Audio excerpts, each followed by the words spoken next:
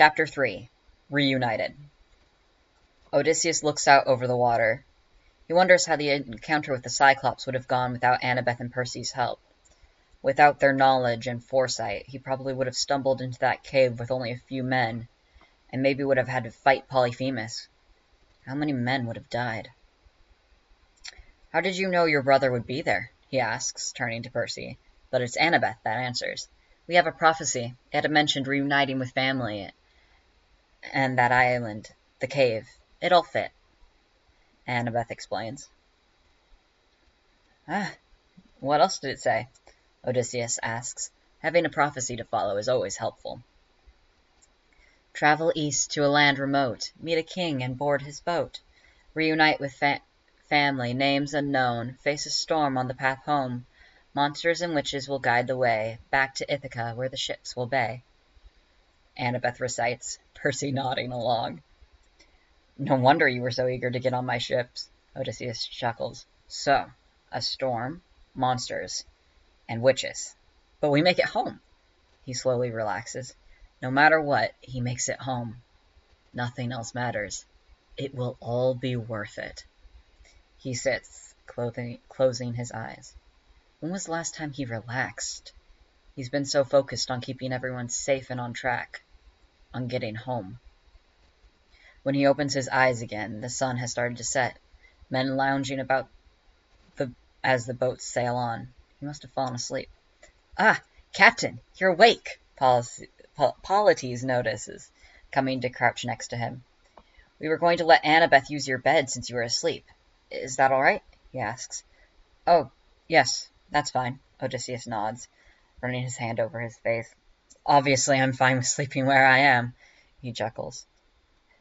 "Though that only accounts for one of them. What about Percy? Do we have an extra bed for him?" he asks. "No, but I was planning on giving him my bed," Polites offers. Thank you, Polites." "Of course, Captain. They've helped so much, it's the least I can do." Polites smiles. It's not long before the rest of the crew has bedded down for the night, leaving just him and Percy left awake. A single torch flickering next to Odysseus. "You can rest," Odysseus offers. "I'm sure controlling 12 boats all at once takes a good amount of energy," though he's not actually sure it does. He makes it look so easy. "Yeah, it does, but it's a good kind of strain, like doing something you're meant to." That sounds stupid," Percy chuckles. "But I don't really need light to navigate like you all do, so I was thinking I'd stay up as long as I can, and then pass out during the day when you guys can row," he suggests. Well, if you're not tired," Odysseus agrees, adjusting into a more comfortable position and letting his eyes drift shut, but sleep evades him. They sit in silence for a while, only the sound of sloshing waves and sleeping men, until Percy comes over and plops down next to him, Odysseus opening his eyes again to look at the boy, the torch now burnt low to near embers. "I used to question how people use stars to navigate," Percy notes, head tilted up to the sky. "There's so little of them where I'm from, but being out here, I get it now." Odysseus looks up to the heavens, the stars that hang there, a constant and familiar guide. "You do not have stars where you're from?" Percy nods. "Sometimes in camp, after the fires die, you can see some. But our skies are rather blank." "I have never heard of blank skies. You cannot imagine it, a life without stars. It sounds sad." "Yeah, it kind of sucks," Percy agrees, both men just silently watching the skies. Odysseus can't pinpoint the moment he fell asleep, but he wakes in bed, a heavy weight on his chest, not propped up on the bare deck like he expected to be. He opens his eyes to find Polites sleeping on his chest. It must have been his bed he's in then. He's tempted to just fall back asleep, stay warm and cozy, but he can't if he wants to make it home, to Penelope, to Telemachus. "Polites," he whispers, lightly shaking him, but Polites just groans and cuddles closer. He chuckles lightly. "I know, I wish we could stay here, but we have work to get to, an island to row to." Polites huffs and slowly wakes, rubbing his eyes. "Okay," he mumbles, dragging himself up and out of bed, still half asleep as he plops down at an oar. Odysseus rouses his other crew, saying a silent apology to Percy and his sleep as he calls out to the rest of the boats too, making sure everyone's awake and knows where they are going before setting down to steer their boat. Thinking over the prophecy Annabeth had recited for him, it sounds like one that would come from Apollo or one of his oracles, not just from any prophet. The first part doesn't apply to him, and they've already met Percy's brother and Annabeth's mom. So that part of the prophecy has been met. All that's left is a storm? Monster. His thoughts are cut short as the boat rocks violently. One of his men crying out in pain as an oar is ripped from his hands. Odysseus jumps up. "Oars in!" he calls, signaling the same to the other ships before going to the man who cried out, looking down into the eerily still and empty water before kneeling to check on the men. His palms are bloody from the force at which the oar was ripped from him. "Go bandage yourself up." He dismisses him from the oar, but the man does not rise. Odysseus is about to repeat himself when Eurylochus speaks. "Captain, we do not have any supplies to waste on such a small injury, and we can manage without," he argues. "If it gets infected, it will no longer be a little injury." "It was huge," the guy at his feet mumbles, still staring into the water. "Huge?" Odysseus repeats back, eyes widening. He had hoped, prayed it had just gotten stuck on something, but that hope is now crushed. "We need to get out of here," Eurylochus says, grabbing an oar and starting to row again. "Eurylochus, wait! We cannot afford any more injuries," Odysseus calls to him. "Where is Percy?" "In your bed," Polites answers, quickly jumping up to get him. "What did you see?" he asks his man. "Not much, just a shadow in the water. But it moves fast," one nearby pipes up. "It was at least 2 ships long. Maybe longer," the one he's standing over says. "My oar caught its fin." This is not good. They need to go. Now. He returns to the upper deck where Annabeth and Percy are standing, watching the water as they move, the rest of the feet pulled in close so Percy can see them all better. "There!" Annabeth points as a large black shape rises from the depth and attacks one of his other boats, ripping a hole in it. "That's a Cepheus, isn't it?" Percy asks as he looks down at it. "That's another one of Dad's," he notes. Annabeth nods and turns to Percy. "Percy, push these boats as fast as you can. We will need to repair them anyway, so get us to that island. Quickly," she orders. Percy nods and the boats speed up, going faster than he's ever seen a boat go. "Oh, gods," Odysseus breathes out, having to hold onto the side of the boat to keep steady as the boats creak and shake under their feet, planks ripped off by the force of the ocean and by the monster that darts up from the sea to attack them, rocking their boats to make the men fall over the sides and into the ocean for it to eat.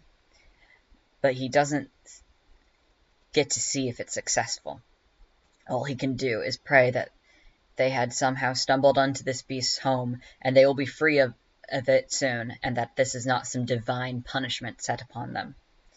A few hours later, their ships are rammed into an island, the waves pushing them up as far as they can be, effectively beaching them, but at least they are safe, the monster confined to deeper waters. "What are we going to do now? Our boats are broken, and that thing is still out there," Eurylochus gestures. "We will wait here for a few days, chop trees for wood to repair the boats. And if it is still here by the time they are repaired, Percy will handle it," Annabeth says. "I wasn't asking you," he snarls to her, looking to Odysseus for answers. Odysseus looks at all the boats. There's not much else they can do besides return to the sea with damaged boats. "We follow Annabeth," he informs. "What if this island is dangerous? What will we do with our boats damaged?" Eurylochus asks, other men starting to question this as well. "If it is needed, Percy can hold the ships together till we get to a new island," Annabeth says, though the crews look to him. He is their captain, not her, and they do not have much faith in her seemingly reckless and dangerous plans. "There are 600 men here who have survived a war. Surely none of you have forgotten how to fight," Odysseus adds. And if you are so worried, gather a group and go scout out the island for danger, he encourages, dismissing Eurylochus with a wave of his hand. He has other things to deal with. You all, with me. We'll take a look around, make sure this island's safe, Eurylochus orders as he leaves, around 20 men following. Alright. While they take a look around, the rest of you should get everything off the boats and start setting up camp. We may be here a while, he tells the rest of his crew as he starts to walk down the line of boats, checking how much damage they all have and finding that it is worse than he would have thought. Every single one of them has significant damage to the hulls. They would have sank every single one of them if it wasn't for Percy, and his men aren't in much better condition, with 3 missing and more with injuries, including one with a near-shredded leg. He's losing his crew and their faith in him, and now he will need to be here for at least a month fixing these. He runs his hand through his hair and orders an infirmary to be set up with their limited supplies, reassuring the injured that they will be okay, even if he knows at least one of them is too far gone to save. Once they're taken care of, he moves to look over their supplies. Only then does Annabeth join him. I'm sorry, I've been undermining you, she says. I'm so used to being the leader, but you are the captain, not us. I should be waiting for you to ask for advice, she admits. It's okay. I trust your judgment. It is not your fault that there is tension in my crew, he dismisses, running a hand over the damaged board. I hadn't thought we were near areas with such beasts, but I suppose I was wrong. It's probably our fault, Annabeth admits quietly so no other men can hear. Demigods attract monsters. They can sense us. Ah, he pauses. So that's the payment. You can have someone who controls the ocean help speed you along, though you will have to face monsters. And these kids were alone before. How do you go anywhere? Being among mortals can help us hide, but most don't unless on a quest. We live in a special camp on an island. It's protected from monsters and mortals alike. It's where we learn to fight and control any powers we might have, though children of lesser gods might choose to live outside of camp, as they don't attract as many monsters. Even I don't attract that many, as I'm not a child of the Big Three, Annabeth explains. Big Three, he parrots back. Yeah, Poseidon, Zeus, and Hades, Percy says, having caught up with them as well, completely dry. Makes sense that stronger powers would attract more attention, Odysseus nods. Yeah, it's not as bad as you think. Just 1 or 2 a year, if you don't count quests. Which I don't, because questing is basically just going out and seeking monsters, Percy shrugs. A monster or 2 a year. No wonder they seem so unfazed by everything that's been happening.